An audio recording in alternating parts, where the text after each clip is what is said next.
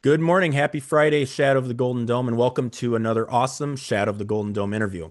This morning, I'm super excited to chat with Allison Hayes, award-winning host of ABC 57 Kickoff, Michiana sports broadcaster, and founder of One Good Deed Michiana. A Niles, Michigan native and University of Florida grad, Allison's covered Notre Dame football like very few others since 2016, between her interviews and awesome access to the program. She joins us today from South Bend, Indiana. Allison, good morning. Thank you for being here. How are you doing? I'm good. Well, I would like to say not just since 2016. I've been doing ABC 57 Kickoff since 2016, but I've actually been covering Notre Dame since 2004. That's when I first started here in South Bend. I started out at our Fox affiliate as the weekend sports anchor, and I was there until 2013.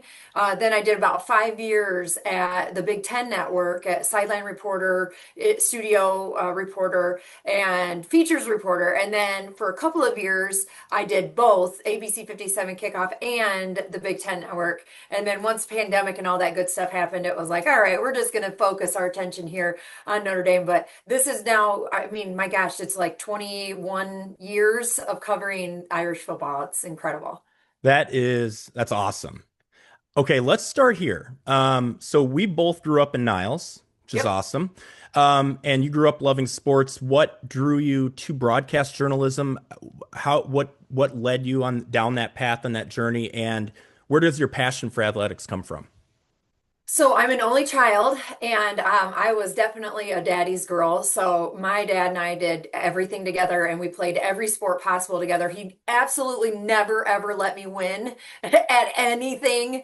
So it's very gratifying now when I can beat him on the golf course. But it was him. I would go to sporting events with him, and I remember, growing up and living so close to South Bend, he would take me to everything over there, even like, fencing matches and track and field meets and, smaller Olympic type sports. So I had a real comfort, a real familiarity there on campus. And I was always into writing and journalism. I started out, in print journalism and wrote for I was editor of my high school Viking Journal newspaper and really wanted to go that route. And I was accepted into Michigan State with the plan of going to their J school. They have a really good program there. And that summer after graduation, my dad had taken a job transfer down to the state of Florida. And I had a choice. I could, keep on the path of going to Michigan State, or I could come down. And that summer, I went down to check it out in Florida, and I was like, "Hey, this is pretty nice down here." So long story, but I went to a small community college down there, Polk Community College, and to get my residency. And I played on the tennis team there on scholarship and was a cheerleader and kind of did everything you could possibly do. And then transferred into the University of Florida. And it was there that I really found my love for the visual side of reporting. So I knew I just loved the pageantry of sports. I loved the competition. I loved competing myself. I love everything about being at a major sporting event. I mean, like goosebumps. I just absolutely love it. And so when I was there, they had an incredible telecommunications program. And so I was able to tell stories while incorporating the video and the sound and the audio of being there. And I just absolutely fell in love with that. Yeah, it's awesome. And headed to Florida and getting out of the Midwest snow for a while probably wasn't a hard sell either. How do you end up down in Florida, beginning your career there and then coming back to the Midwest? Was that always the plan? Was there a fork in the road? Like, what did that look like? How do you end up back in the Midwest? Yeah, so when you're in our business, I mean, you literally are sending out, back in those days, it was tapes, actual physical tapes or DVDs. And, now it's just a link to your reel, but you're sending those out literally everywhere, anywhere you can try to get a job. And I was working at the ABC affiliate in Gainesville at that time, and kind of like a fill-in sports anchor and sports photographer and editor, and, just kind of wherever you could get a foot in the door.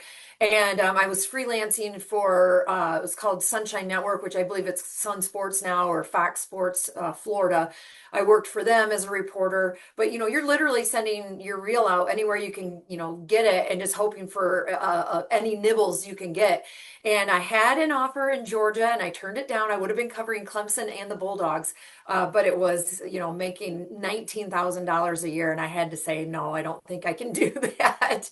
And so then you think I'm never going to get another job offer again. And I was in the running for a job in Baton Rouge, and I was a finalist for that job at the same time that I got the offer for South Bend, which was my hometown essentially.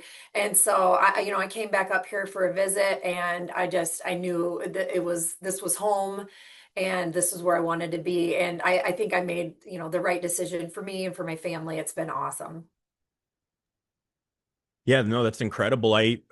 So when you come back up to the Midwest, you're back in the South Bend market, and then did you go from the ABC affiliate there to ABC in the Midwest? Is it almost like a transfer in the same company? Is that what that looks like? Nope, not at all. Like every station in the country is owned by some type of different ownership group. And so ABC in Gainesville has absolutely no affiliation whatsoever with any other ABC station in the country, just directly by network affiliation. Some ownership groups will own, multiple various stations around, but I went from ABC in Gainesville to Fox in South Bend, and that was an independently owned company at the tower station at the time. And then after I left, they ended up getting or selling or getting bought out by, I think, like Sinclair or one of those big conglomerates. So now in the South Bend market, the WSBT is our CBS affiliate, and they own CBS plus the Fox affiliate. And then here where I'm at currently, I'm literally in our TV station right now. ABC57 is WBND, and we're owned by another independent group called Weigel. And they own stations in Chicago, Milwaukee, kind of like the Midwest region. Okay, very cool. So you come back Yeah. up to the Midwest, you're Fox, and then Big Ten Network, Yep. and then the cool move to ABC, and then ultimately your kickoff show.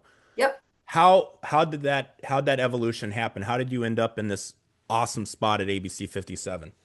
I mean, honestly, I say this a lot. It really turned into what was sort of a dream job for me. I always thought my dream job was that I really wanted to be a network sideline reporter, and I was able to achieve that. But it wasn't. It was satisfying, but or gratifying, but not satisfying, I think is the way I like to put it. It felt really cool, and got great access, and your network, and you're on country, one side of the country to the next, and that aspect of it was really cool. But for sideline reporting, it is. You get about 30 seconds at the beginning of the game. You might get, a toss to once or twice during the game. You get a couple of questions with the, coach at halftime. And then literally I would get three questions with a star player and three questions with head coach at the end of the game. And that was it. No creativity, no storytelling or any of that. And for me, and there's nothing wrong with that. And some people are amazing at it. For me, I feel like, my background was storytelling and writing and features, and I missed that side of it. And so he was the news director at the time, and then now he's our general manager here at ABC 57. But he had reached out to me earlier and said, would you have any interest in, coming back into our market, and would you want to host a high school football show? And it's like, no, I'm not at this time. I'm really happy with what I'm doing at Big Ten. Well, like a year or so later, he comes back to me and he says, we have lunch, and he's like, how about a Notre Dame football pregame show? I'm like, I'm listening. What are you thinking? And so he's, kind of tells me what he had in mind. And it was sort of, college game day-esque, but all Notre Dame football related. And I was very, very interested in that. And it gave me the opportunity to host, but to also be really involved in the production side of it, in the writing, all of our content, our live guests that we bring on the show. Like, I have a hand in every single thing that you see in our show, and I just really appreciate that opportunity, and I really, really enjoy it. It's a lot of work. It's intense. I mean, it takes us, all week long. People say, oh, you just show up on Saturday and you do the show, and it's like, oh no. We're working all day, every day, all week long, and weeks ahead of time. So I'm working in the summertime, shooting interviews and things so that I have them ready to go, so I can put them together into nice feature stories. So that it just kind of was like the perfect blend. Yeah, I was going to ask about the show. So, I mean, you were in this thing from the very beginning, and you've got your you got your hand in every pot as far as the creativity side. So there is a lot of prep, I mean, week to week, right, on your end as far as content. And are you as involved as talking about, hey, here's what the structure looks like from the beginning to the end? How much involvement do you have? Because this is almost safe to say kind of been your baby, right? Yeah, so this very much has been my baby from the beginning. So, kind of where it started, I had a real hand in that structure of building that, and we've really kind of kept that model all of these years. And then we collectively, we have a producer and a co-host now with Vahid, and we have reporters that they help and they contribute. But we kind of have always followed that a model that we started back in 2016 and then just kind of let it evolve from there. But absolutely, a hand in all of it, and very collaborative. That's the biggest part too. I like that was one thing I missed. Working at the network side, it was very remote in the sense where I would just show up in on campus to my game, do my game, and leave. And I really enjoy the side of being in the newsroom and working together alongside someone. Right before we came on, I was sitting down with our editor, and we are, putting together a piece that I recorded earlier this week that we're going to air in our show on Saturday. And it's, I like that. I like to have ideas bounced off of. I like to, have a producer that I can send the story that I just wrote and get their feedback on it. And, because at the end of the day, and when we talk about being competitive, it's not like I'm trying to be competitive against necessarily other stations or other shows. It's just competitive with myself. If someone sends me something and they say, "What do you think about this?" Most likely, even if it's awesome, I'm going to say, "Oh, it's great, but how about we tweak this, or how about we add a shot of Riley Leonard here, or how about we, get this here?" And that's what I like about our business is just having that opportunity to, work alongside other people who make me better, as well as me hopefully making them better. You know what I mean? Oh yeah, well, no, 100%. And the awesome thing about your show, and any Notre Dame fan would agree. I mean, you take the biggest show out there, right? College Game Day. If Notre Dame's hosting, of course, the bigwigs there, they get the interviews with basically whoever they want, but it's one game, maybe if we're fortunate, one game a year, maybe two if we're on a run, maybe a third. But for you, every week, you have like these awesome exclusives literally every game day, and which is incredible, especially to like a diehard fan like the guy with glasses on the other side of the webcam. So here's a question. So, I mean, you've interviewed everybody from Mike Golick to Jack Swarbrick. So, what does that look like now? You've been, like you said, for 20 years around the Notre Dame network. You probably have the coolest phone book of all time in your iPhone. Well, so what's it look like if you want to interview a Jack Swarbrick or a Mike Golick, who I know you're friends with, so that's probably really, really easy. But if you're talking to the higher ups in the administration, are you Allison Hayes shooting off an email? Is ABC reaching out in behest of you? What does that look like to land an interview like that, or like with Coach Freeman, like you did over the summer? Well, and those are kind of all of those are a little bit different from each other. So, getting someone like Pete Bavacqua or Jack Swarbrick, I have to go through the proper channels. Same thing with Marcus Freeman. I have to go through the media relations department to get those interviews set up in advance. I go through them when I have, if I want to have a one-on-one with Eli Raridan. I'm working on a really nice feature story on him, by the way, in the next couple of weeks. I have a special story on Joe Rudolph, the offensive line coach.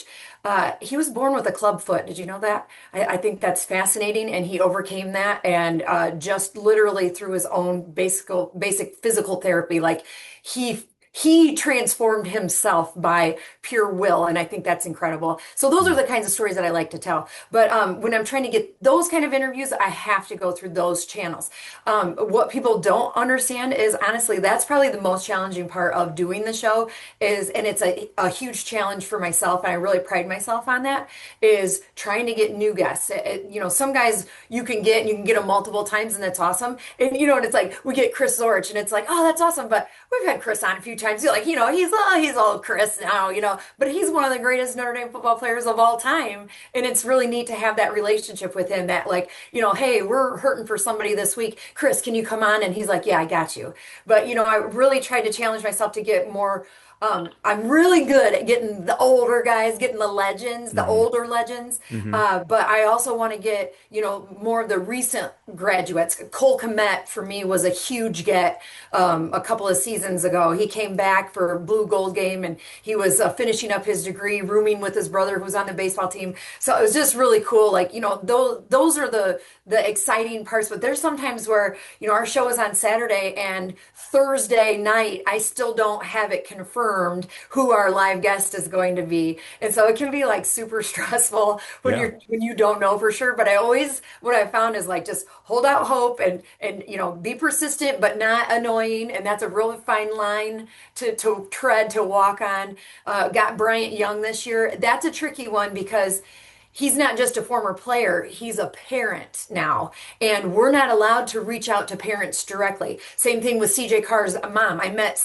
Tammy at an event this summer. She was amazing, gave me her phone number, but I said, I can't reach out to you directly first. I have to go through media relations because they have a very strict policy on that. And then once I get their approval, then I can go through them. So I was able to get Bryant, and I'm working on Tammy right now for a special story on their organization that they run. But there's just a lot that goes into it. And honestly, a lot of it's kind of like a little bit of luck, a lot of bit of those falling back on those connections I've already made. Guys like Reggie Brooks, he's amazing, and he's been a guest on our show multiple times, but he's been a really great resource for me to help connect me with some of these other guys that I need to reach out to. And I think we've just kind of earned their trust at this point, right? We've had so many of them on and they know what we're about. And, we really want to showcase them in the best light possible. And I think when they come on, they feel good after being on the show, right? Like we build them up. We're showing highlights of them when they played ball here. We're talking about their stats, and then we do the interview with them. And a lot of guys will reach out to me like, hey, I'm coming back into town. This game, any chance if you want to have me on, I'd love to, and that's awesome too. So that's like one of my favorite things about the show, but it's also one of the most stressful each week. Yeah, no, that makes sense. So it's interesting to hear you talk about that. Even the parents of the players are protected under this umbrella of the media relations for the university, right? Yeah, and it used to not be like that because I've been doing this now. This is our 10th season, and gosh, I mean, we made some really great connections with some former, well, current players at the time's parents because they run their own tailgate every week, Yeah. and the offensive line parents they always had the best tailgates, and they would invite us to come in. We'd go live from there, we'd have Vahid over there or me in there, and we're live, and they're cooking, we're talking, it's awesome, and things have just really tightened up. We're not allowed to show anything in the tailgate lots anymore on campus unless you get prior permission from Notre Dame. They've really gotten so strict on all of their policies. Even if a tailgate says, "Yeah, we want you to be here. Come on," if we don't ask for permission first and tell them like the exact location of where we're going to be, we will get in huge trouble if we just show video inside of the parking lot. I wonder if that is the university trying to protect privacy of the parents and people affiliated, or it's just a Notre Dame thing tightening the screws on anybody recording for anything official. We want to just know about it. Do you think it's a little bit of both? Well, twofold. I don't agree with the policy on the tailgate. I think that is a public space, even That though it was is one of the coolest technically, things. I loved yeah, when you guys would do that. Yeah. exactly. That is a public space, and I think if you're coming on campus, people, you should know that you're in a public space, and there's a chance you could be filmed doing whatever it is you're doing in the parking lot. But that's their policy, so we abide by it. The parent side, I can kind of get that actually, to be honest. We can put them in a position where they feel obligated or they don't want to tell us no or they're uncomfortable. Then, some reporters could ask weird questions and so I totally get that. And then, that just kind of lets them filter it. Some people don't want the spotlight. They do not want to do an interview. And so, that allows them, maybe they don't feel comfortable saying that, but if they can go through Notre Dame and say, we'd really rather not. And then they're the bad guy on it. So I honor that, respect that, although I did appreciate it when we had a lot more access. Yeah, that was really fun when you guys would go into the tailgates. That was cool. When did that start? When did that restriction start? I think probably everything started, I want to say in 2020. Yeah. Everyone used COVID, as kind of an excuse to tighten up everything, Right. and it's just never let loose since. We're not allowed to even do what we call stand-ups, where you like see the reporter talking.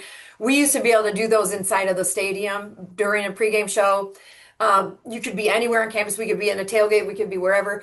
Now we have two locations that you're allowed to go do a stand-up from, and that includes outside of the flagpoles, at the Era Gate or at the circle where you can see the Golden Dome in the background.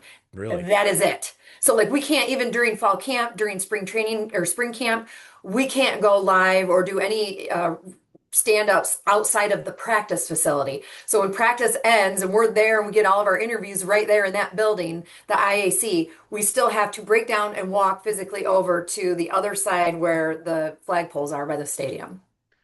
What's the interview for you really want? I mean, you've almost interviewed everybody. Is there one out there? Is there like which one is it? And um, what's the worst no you've ever taken on an interview? Oh, I'll have to think about that one. But for Okay. sure, the one I want really bad, Joe Montana. I've been Mm. trying for years. I've been trying since his son was at Notre Dame, and he's just been the ungettable. So, some of the other ones I had on my bucket list were Jerome Bettis. That is a highlight of my career. We had him drive a bus. We had a bus that was like souped up like all some Notre Dame fan, and it's like, green and it's all decked out Notre Dame stuff. Brings it over to campus, and back when Jerome was back on campus finishing his degree, we met him. We did the whole interview inside of the bus, and then he actually drove the bus around in the parking lot. So that was for sure absolutely incredible. Let me think about the no I've gotten. I Off the top of my head, I can't think of any like hard no's where I was like, well, Shane Gillis, I just got a no call back on. That was Yeah. not like I can live without it, but I really wanted to get Shane while he was here because he was performing, and I was Right. like, man, we could record something that'd be amazing, and just got like crickets. So that was pretty disappointing. I don't know. That's my worst. I'll let me think about it, and I'll try to get back to you on it. How do you reach out to a Shane Gillis? Is it Instagram or does being in the position you are, do you know like his media people or his handlers or what's that look like when you request something like that? I have a source within the program Okay. who helps me with someone like that. That same person helped me get Seamus last year. Yeah, yeah, And yeah. that was a huge get for us. That was really fun. And so this person I can go through them and they can kind of help connect me with the kind of celebrity, their handlers, their media people. One of the things I wanted to talk about specifically was your interview with Marcus Freeman. I believe you've interviewed Coach more than once at this point, right? I think I can recall at least a couple other times. What is Every that season. every season? Okay, so that was going to be my question. That's a good segue into what I wanted to ask. What does that look like securing that interview with the head coach? Do you kind of have a long-standing once per season, once per preseason thing going with them, or do they just know ABC 57's got the request coming? What does that look like to end up in a chair across from the head coach of the Notre Dame football team? It actually was something that we started back with Brian Kelly and I don't know what year we got our first with him, but we started being able to secure a one-on-one with BK, and then that sort of rolled over into the same meeting. His Brian Kelly's last media relations person, Katie Lonergan, rolled over into Marcus Freeman's main media relations person. She's the one with the red hair. You see her in like every Hmm. picture. If you see a picture of Marcus Freeman, she's usually somewhere in it with him.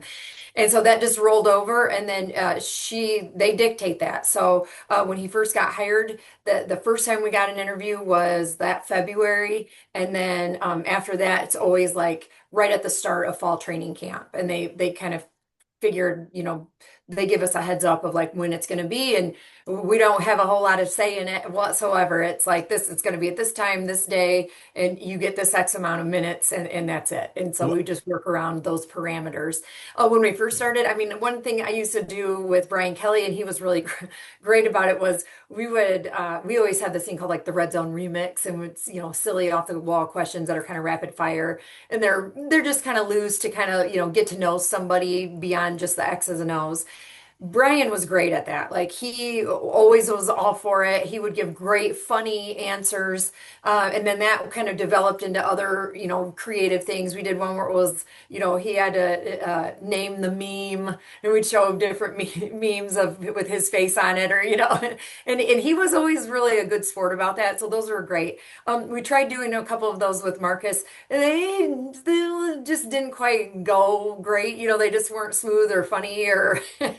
any of the above. And so, although, I mean, Marcus is awesome and he's, super nice and very accommodating and, and all of that. But they did say, I think we're going to just stick more to the football related questions, moving forward. So we don't have as much freedom in those interviews with Marcus now that we did back with Brian Kelly. But, well, we're just grateful for the opportunity to get to sit down with him. And I use that more as a chance because, you can ask all the same questions that everyone asks in the press conference.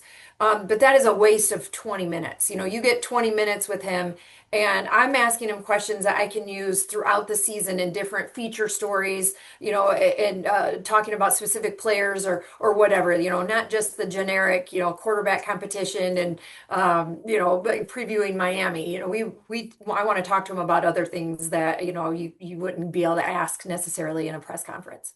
Yeah, and you've got so many people out there on the internet, like Notre Dame experts out there, right, that talk and they dissect and they hash all this stuff out for hours upon hours. So you definitely want something unique to bring to the table that, like you said, you can use in features throughout the year.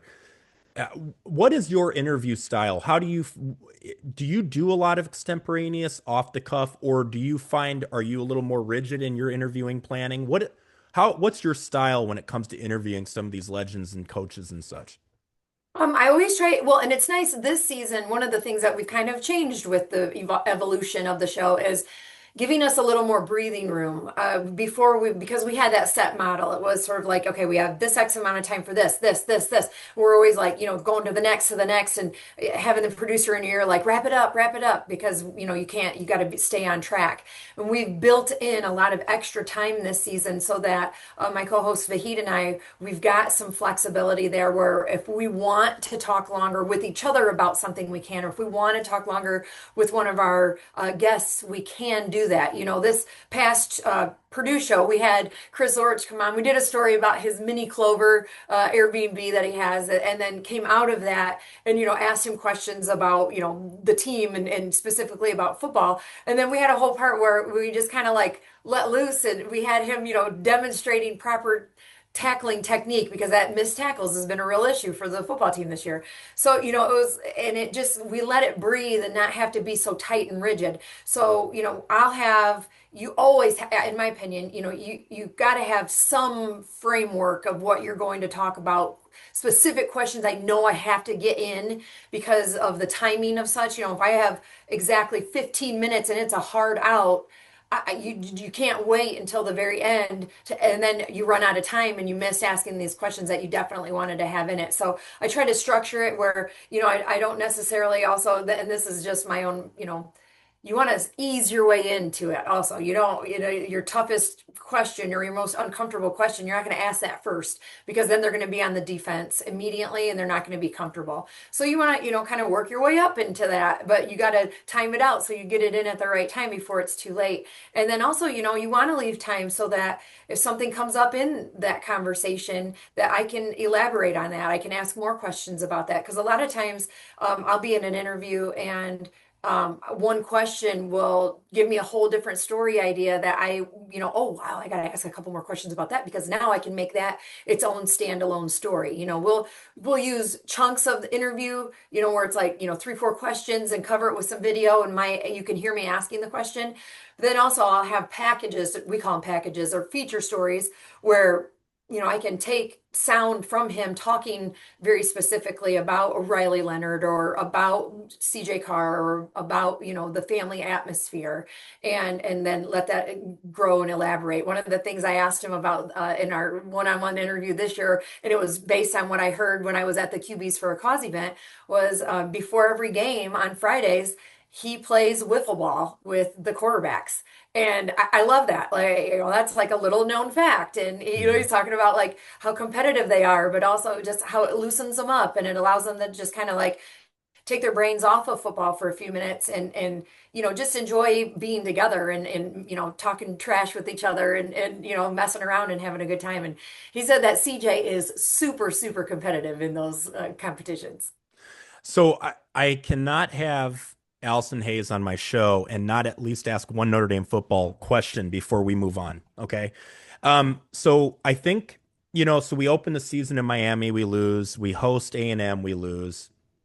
We host Purdue, smoke them, but give up 30 some points. I think, I think the pitchforks aren't as high for our defensive coordinator. I think a lot is going to be shown in Fayetteville Saturday. Um, what is your, I'm not asking as a reporter for Notre Dame, I'm not going to ask your personal opinion on camera, but I will ask this. What is, with you having the finger on the pulse of the fan base and just a general vibe, is it as bad for Chris Ash as as some factions of the fan base want to make it seem, or is it, hey, it's a new DC, we lost some players to the draft, everything's okay, relax, trust Marcus Freeman. What is the vibe you are picking up on in South Bend? Well, that's an interesting question to ask because I'm also, we talked earlier about this off camera. I'm doing a podcast now with two former players, with Alan Pinkett and Reggie Brooks for Locked On Irish, the squad show. And they have a very different, opinion on that. I was actually literally just asking them about this last night because the fans are very much, it's all Chris Ash. Everything is his fault. Fire him, get him out of here. His play calling isn't working. They're not buying in, all of these kinds of things. And I thought like Marcus Freeman's comments this week were interesting to me because he really took Chris Ash's side and, kind of put it on his players, said it's execution. It's not play calling. If he felt it was play calling, he would make a change, but he doesn't think it's play calling. He thinks it's the execution from the players.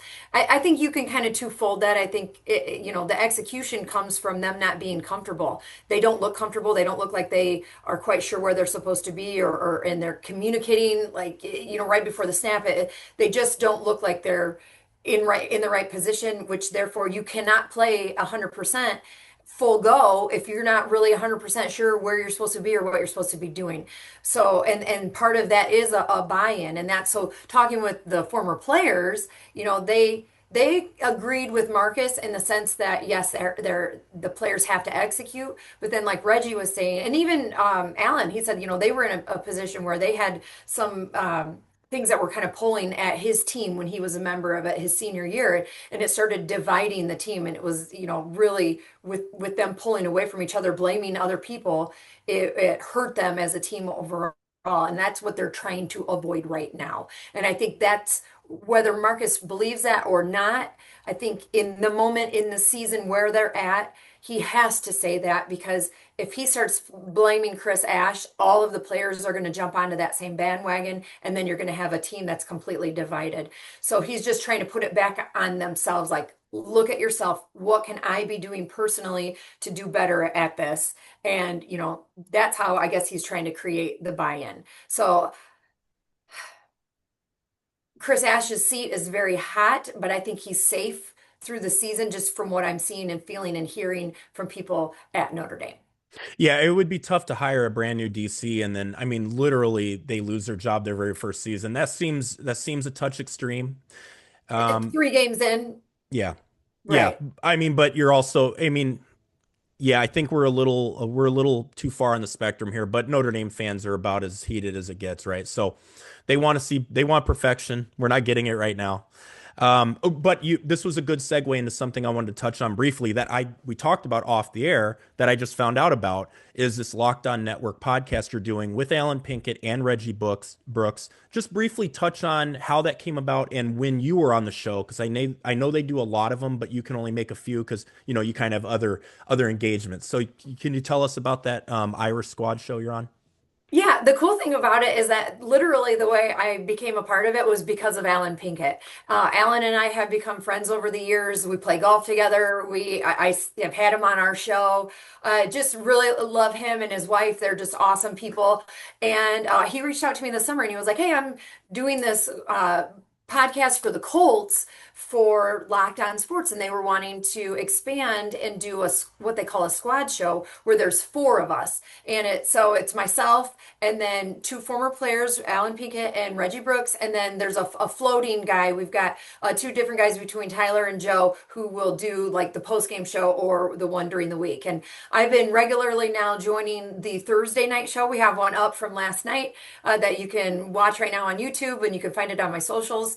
And then, of course, wherever your podcasts, you get them on Spotify, all that good stuff. I will say that's really neat. I know everybody has a podcast nowadays, and every podcast basically ends up on Spotify. But to see, the logo and like see your name on Spotify was like, wow, this is super cool. So that's just been kind of a fun thing to do. And it's been a cool way for me just to really feel like I'm, learning more because, having the perspective of the former players on, they just have such a unique stance that, a fan or a reporter or whatever. And the nice thing about Alan is, I feel like, I have no business being in this show with these guys. And he's like, he always has my back. He's like, no, you're great. You give a reporter side, you give a real journalistic side to it, sharing the stats, sharing the insight from being in the press conferences, being at practice, that kind of thing. So it's just kind of a cool marriage and just learning it. This is my first time ever really doing a podcast. I've done radio shows here in WSBT Radio 960 AM over the years. But this is just kind of a different animal, and it's just something fun to do this season. No, it's awesome. No, I was watching a little bit of it. You guys work with each other well. You bounce each other, and it's like they do kind of come back to you for like the reporter perspective in a way. But you know a lot about Notre Dame football too. So I think it's a really, really good marriage of all three or four of you, depending on the show. Awesome. Well, Um, thank you. yeah, no problem. So, and I'll get all that info out also when I post this. So, all right, here's the biggest thing. So, I, you know, you're all over TV. You get all these cool interviews, like this awesome access to the program. Like a lot of people know who Allison Hayes is. This is the big thing. Don't roll your eyes. They do. Here's why one of the biggest reasons I wanted to have you on. So you run a nonprofit called One Good Deed Michiana. You founded it in 2013. And this is something that I really want people to know about because I don't think it's out there as much as it should be. I know you have events, you have fundraisers and things like that. Tell the probably 30,000 people that'll watch this about Good Deed Michiana, what it is, what it stands for, because it's really, really awesome. And I want people to hear about it. So I'll give you the floor. Okay, and I'll probably ramble too much, so you can interject or stop me or get me back on track. But so in 2012, my husband was killed in a car accident, and at that time, it was all I wanted to do was shut social media down, shut everybody out, be private, nobody know anything, nobody talk about it, that kind of thing. And being in the public eye, that wasn't possible. And what I learned from it was when I stopped trying to close everyone out and I allowed the people around us, some people that I was close with and knew, some people I had never met, but when I allowing those people in and to help in whatever way that they could, whether that was starting a meal train or doing a donation or coming by and helping do some yard work for us. So it was those little things were huge for us. Those little good deeds made such a huge impact in my life and my daughter's life. She was only 3 at the time. And it really just helped us to cope and to, in the grieving process and to move forward. And so through that, I was like, what? I'd always kind of wanted to create some kind of a nonprofit locally, but I just really didn't know what it was. And I was waiting for something like to speak to me. And it was the realization of there are so many people in our community that really go out of their way to help others in need. That's whether that's in our Michiana community or wherever you're listening or watching this from, in your town. There are people and they just do it because it's the right thing to do. They're not doing it for recognition. It's just because we're good human beings. And in a time like we are in right now, where it feels like everyone is so divisive and everyone, hates each other if you don't think exactly the same way. When, really, truly, when we get away from our computers, the people around us in our communities have a lot of good in them. And so, how could we recognize that? How could we facilitate it? How could we encourage it? So, I came up with One Good Deed Michiana. And, Michiana, if you're not from here, that is the Michigan Indiana border, right? And it's our community. And so, I wanted to recognize people that are going out of their way to help because one good deed can literally change a life. And I'm proof of that. And so we started this nonprofit. It's on a nomination system. You can reach out to me and nominate someone that has made a difference in your life, and we will surprise them. And we read this letter to them out loud. We give them gifts and all the gifts, all the goodies that we do. It's the letter. I frame it, and it brings 100% of the time. It brings that person to tears, and it's been amazing. And then we also have done good deeds ourselves in the community. We've a little boy who was battling brain cancer. We built him a dream tree house in his backyard, and because he just wanted to feel like a normal little boy. I get emotional on this kind of stuff because those things, we're really just we're fortunate if we have an opportunity to do something like that that can make a difference for someone else. And so if you have that chance, do it, please. And we started a scholarship in my late husband's name, the Rob Freeze Memorial Scholarship. And it's not just about these kids who are 4.0 students. He was a 2.8 student and he just did the minimum so he could play sports. And so we recognize kids that are in the trades, that are balancing part-time jobs while going to school and, playing sports. And those are the quality kind of kids. Your grade point average is great, but it doesn't define who you are. So we want to reach out to those kids that maybe don't think that they're, would qualify for a scholarship, and we find them and we recognize them. So I started an Instagram page, but it's kind of in the development stage right now. We have a Facebook page. It's literally One Good Deed Michiana. And but we have a website, onegooddeedmichiana.org. But if you want to reach out to me and you want to nominate someone, please do, because it's been a while and I've been really in search of a new person to recognize. But no good deed is too small. And it's just a really positive, feel good give back to our community. And I hope that it encourages people to continue doing those good deeds for others. That is really, really, really awesome. And that is exactly why I wanted to have you on to talk about that. That's very cool. Thank you. I also think this is probably, well, I got one more before we go into the lightning round and then I get you out of here. Do you ever have to pinch yourself? I mean, there are people that line up for the player walk just to see Marcus Freeman. You interview him, you talk to players, you talk to legends, you're all over the place. Does it feel does it feel like work most days, or is it still like, how in the hell do I get to do this? What's it like? You don't want to know the stuff that does feel like work because that's no fun to talk about, but it definitely feels like Yeah. work a lot of the time. But Yeah. the payoff is the show. The payoff is, walking in the hallway on the way back to the press conference and seeing Marcus Freeman and him giving me knuckles when he walks by. Like, that is the stuff that you pinch yourself for. I literally pinched myself when we did our show live from Ireland a couple of seasons ago. Like, I couldn't believe that we actually could produce and deliver an entire live broadcast from a different country on the other side of the world.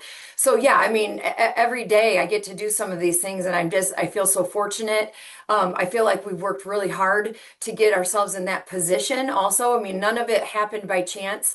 All of it happened by a lot of hard work, a lot of positive attitudes, a lot of networking and just paying your dues. I mean, I worked the morning shift at a radio station at 3 a.m. to get a foot in the door. Nothing was handed to me in this business. And I shot high school sports on the sideline for 9 years. All of that, all of that though led me to get to where I'm at this point, and to having that comfort level and just feeling like I can be myself on air too has been really nice. I'm not perfect by any means. I'm not the greatest analyst. I'm not the greatest reporter. I'm not the greatest at any of it, but I give it my best every single time I go out there, and I have a blast doing it. And I think that resonates with people because they can feel that we enjoy what we do. And that's fun to watch. Yeah. Okay. This lovely lady is Allison Hayes. She's all over the place. You can find her everywhere. She's on Facebook, Allison Hayes, her account there. She's on Instagram, Allie Hayes Media. She's on X, Allie Hayes Media. And I'll post all that afterwards. Let's roll into the lightning round, and I'm gonna let you go earn the donuts. Okay, here we go. All right. Okay, what is your favorite spot on Notre Dame campus? Oh man. I really love to walk the lake. That when I have a free moment, walking the lake, especially in the fall, oh, it's beautiful. Mhm. You can see the dome, the colors of the leaves, the grotto, everything about that. That's a goosebump moment every time I go there. Awesome. Favorite South Bend dinner spot? You're from Oh, there, so you know them all, but I ask everybody this, so I got to get it out of you. Lunch and or dinner, either one, or if you got standouts for both, that's fine too. well, I mean, I can give you the Notre Dame answer would be Rocco's for sure. I love Warren. I love the atmosphere there. I love how tiny it is. But I have a lot of other places just because I live around here. I enjoy going to the Lauber, which is in downtown. There's a lot of great places in downtown right now. Oh gosh. Oh, Cafe Navarre is my favorite for like a fancy night out. It's beautiful. The building is an old bank. The lighting is gorgeous in there. The food is phenomenal. So those are some of my favorites that are in the heart of South Bend. Awesome. Your favorite stadium you've ever visited, aside from Notre Dame Stadium, obviously. What's the coolest stadium you've ever been inside? Not to toot my own horn, but I have been to a lot of stadiums. Mm. That's like one of my favorite things about the job is being on away games and getting to go to these places. Tennessee has got to be one of the all-time best I've ever been. It's huge. The atmosphere is amazing. It's so loud in there. I've been there for Florida Tennessee games. Never have been there for a Notre Dame Tennessee game. That would be amazing if I could, though, someday. Clemson was an incredible atmosphere. Really, really loved that. I've been to Michigan Stadium, the big house in Ann Arbor. I mean, it's cool, but it's definitely not one of my favorites. But in all seriousness, the swamp in Gainesville, for the experience for a campus, a real true college campus, that one is really, really hard to beat. And it certainly is a lot better than a lot of the Big Ten stadiums that I've been to in the country. But Notre Dame Stadium, when you're there for an atmosphere like that Texas A&M game, man, that's when you really feel like you're a part of something special. Being there for the Bush Push game, that is hands down the greatest atmosphere I've ever experienced in my entire career. Nothing's ever come close to that. So that was going to be the next question because you've been around the SEC a lot. What would you say? Is there a game that stands out? I mean, and I know you've been to a ton. The loudest atmosphere you've ever been to? Is there one that stands out? The for sure for me that Bush Push game was the loudest Notre Dame Stadium has been, in my opinion. There's been some that have come very close. Texas A&M this season was one of the best atmospheres I've ever been to, and especially at Notre Dame, because Yeah. sometimes the Hmm. atmosphere is not quite as ruckus as we'd like it to be. Right. One of the toughest I've been to, any of the Miami games I've ever been to, whether it's a Florida Miami game, Notre Dame Miami, there's a difference. We went to Texas A&M in Texas last year in College Station. That was raucous and loud and incredible, but it was welcoming. When Hmm. you go to Miami, it is loud. It is not welcoming. We walk through there with our Notre Dame stuff or Florida stuff, and they're throwing stuff at our camera gear and just it's hostile. There's a big difference there. Yeah. So we'll end it here. I know you're a Notre Dame reporter, but you're also a fan and you're from the area. So I feel comfortable asking you this. Give me a word or phrase to describe your relationship with the University of Notre Dame. What does the University of Notre Dame mean to you? Oh, wow. That's a tough question. Um, I mean, it's honestly, it's just a part of my life. My life literally revolves around Notre Dame football. I mean, I schedule things, everything in my life is scheduled around it. And so it's just become a part of my everyday life. Everything I do in my life, I have to think about Notre Dame in some respect because I have to either attend it or I have to work around it. I have to be a part of it. And I got engaged in the parking lot with my current husband. He got down on one knee. our first date was at a Notre Dame football game. We tailgated together, the most fun I've ever had at a tailgate in my entire life. That led to him proposing in the parking lot. It led to us getting married, and we were able to come and take our photos inside Notre Dame Stadium on the field on our wedding day. We did our baby announcement inside of the field, or on the field at Notre Dame Stadium, and showed the sonogram, ultrasound pictures there. So, I mean, it's just a part of it's we've woven into the fabric of my everyday life. Allison Hayes, thank you for taking the time. I really, really appreciate you, and we'll see you around campus soon. All right. Thank you so All much right, for having me. everybody. Go Thanks, Irish. Eric. Go Irish.